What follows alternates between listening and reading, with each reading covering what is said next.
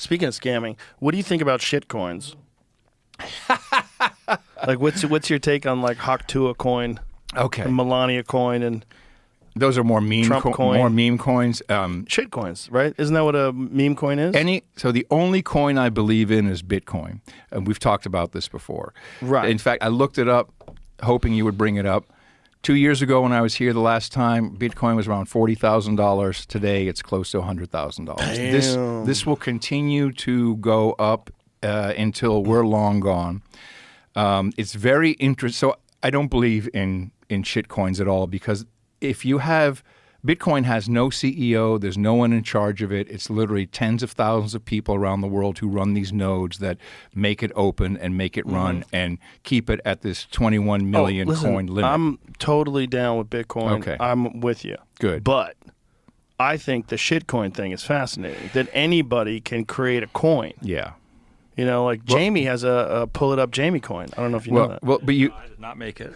Don't put that on me. You- Do not. So it's out there now. I mean, now that you just said it, now that we just No, said it, no. because we brought it up yesterday with the Boneyard guy, with John Reeves, and we said, you should have your own coin. Get it the Boneyard coin. And now apparently somebody made one. So this is... You bring this up in context of scams because they are scams. The way it works... trouble. So if I wanted to make a quick amount of money, I'd have a shit coin and I'd have my bots ready and I'd say, hey, Joe, have you heard about my curry coin?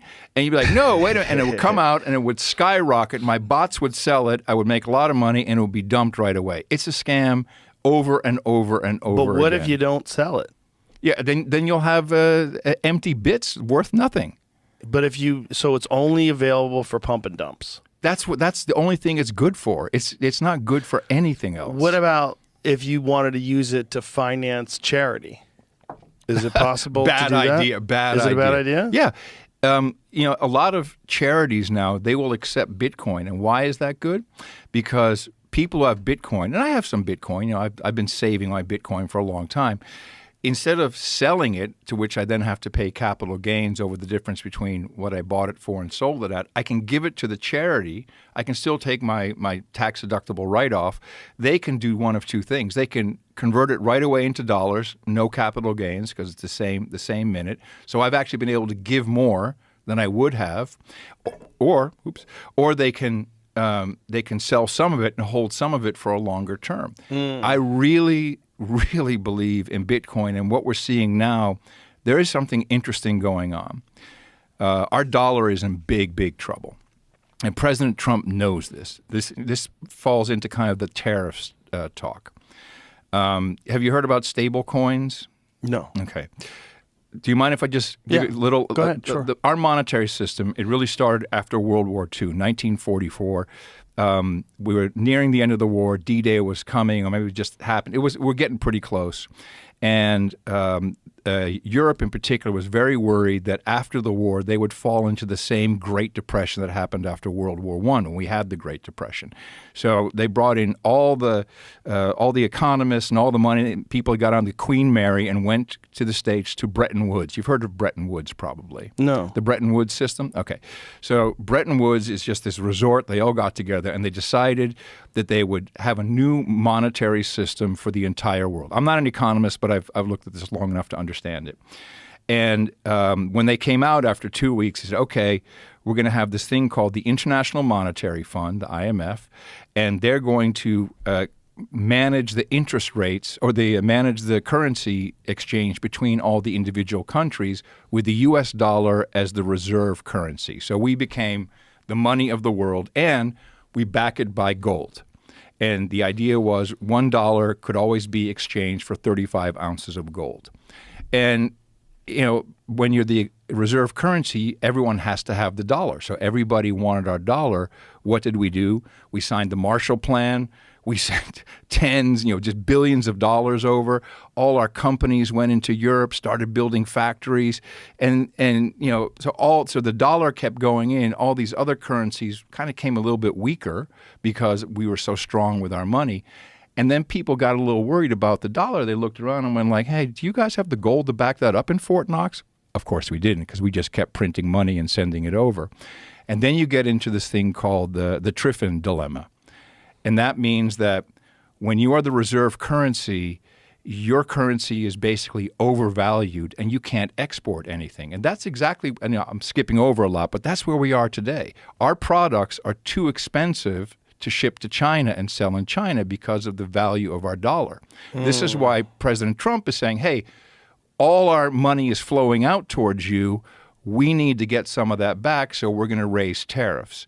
I think it's a short-term solution. So I think two things will happen. One is we have this sovereign wealth fund, which you've heard him talk about, the sovereign wealth fund.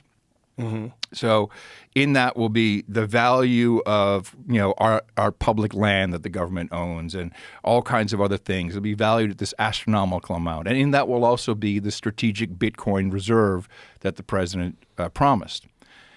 Now we get stable coins. This is a crazy, crazy thing that's happened. There's this. So a stable coin is a digital dollar. It's pegged to the dollar, so it's always a dollar. And you can pay with this through the internet, through apps and everything. It's already being used all over the world. The only reason it's worth $1 is because the stable coin company that creates it, they have debt and paper to back it up. So they buy America's debt. They get treasury bonds or T-bills, which actually pays a dividend, so you get interest on that. And for each dollar they have bought in treasuries, they can create a stable coin. So if you look at the company Tether, they have bought more of the United States debt than most countries. They have $160 billion worth of U.S. debt, and for each of those dollars, they've created a stable coin, which now people can use all over the world transacting. Whoa. And what's their business? There's like 50 people in the company. So they have $160 billion at 4% interest annually. They're making bank just for holding this debt. So I think President Trump is very smart, and he's seen that we can flood the world with our stable coin, and you kind of get a 2-for-1. So you create $1 of debt, but then you create another dollar on top that can be used all over the world as the reserve currency, and that should probably result in, I don't know, the Mar-a-Lago Accord or some new monetary system that we're going to have to come up with to really have our dollar be valued properly, but also still remain the reserve currency and remain the strong export country that we need to be.